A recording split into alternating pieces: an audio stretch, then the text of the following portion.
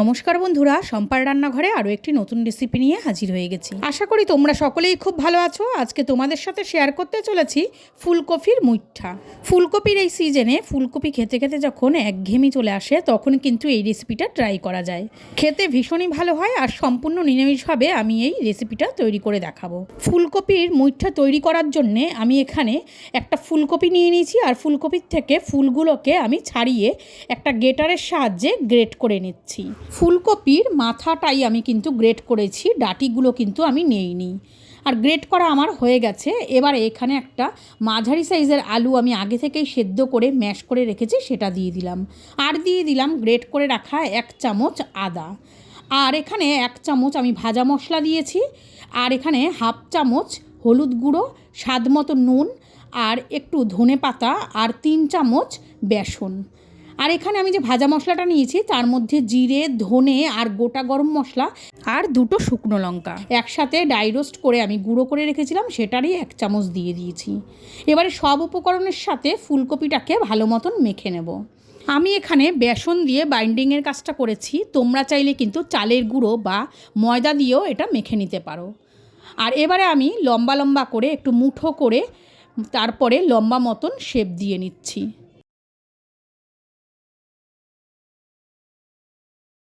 সবগুলো মুইঠার শেপ দেওয়া আমার কমপ্লিট হয়ে গেছে। এবারে গ্যাসে একটা কড়াই বসিয়ে তাতে পরিমাণ মতন সর্ষের তেল দিয়ে দিয়েছি।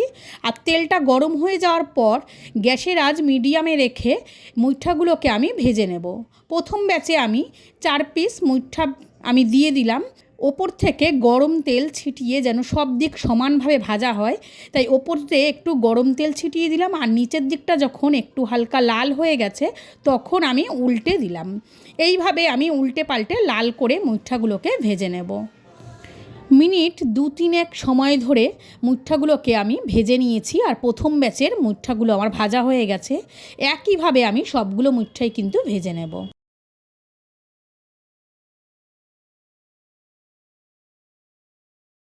সবগুলো মুইঠাই আমি লাল করে ভেজে নিয়েছি। এবারে গ্যাসে আরেকটা কড়াই বসিয়ে আমি ওই তেলটাই আমি দিয়ে দিয়েছি। আর এখানে ডুমো ডুমো করে একটা বড় সাইজের আলু কেটে রেখেছি, সেটাকে নুন হলুদ দিয়ে একটু হালকা লাল করে ভেজে নেব।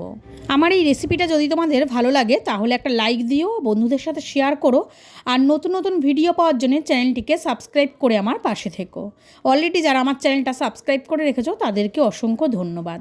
2 মিনিট সময় ধরে আলুটাকে আমি ভেজে নিয়েছি। এবারে আলু ভাজা আমার হয়ে গেছে, একটা পাত্রে তুলে নিলাম।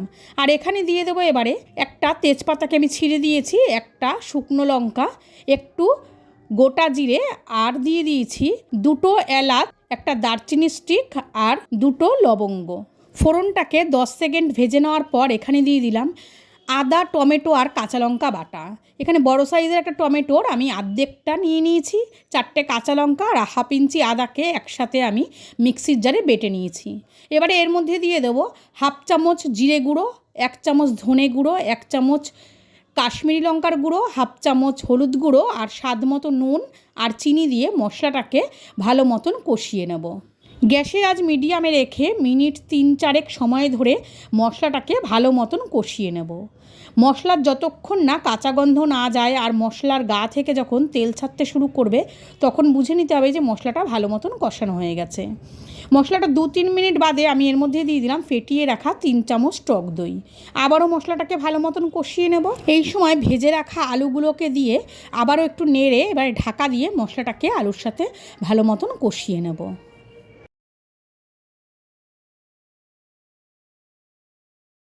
2 মিনিট বাদে ফিরে আসলাম, ঢাকনাটা সরিয়ে মশলাটাকে ভালো মতন নাড়িয়ে নেব। আর তোমরা দেখতেই পাচ্ছ মশলার গা থেকে তেল ছাড়তে শুরু করে দিয়েছে। মশলাটা আমার ভালো মতন কষানো হয়ে গেছে আর ঢাকা দিয়ে কষিয়েছি বলে আলুটাও কিন্তু ভালো মতন সেদ্ধ হয়ে গেছে। এবারে এর মধ্যে দিয়ে দেবো আমি গরম জল। আর গ্রেভি তোমরা কতটা রাখবে সেই আন্দাজে কিন্তু জলটা দিও।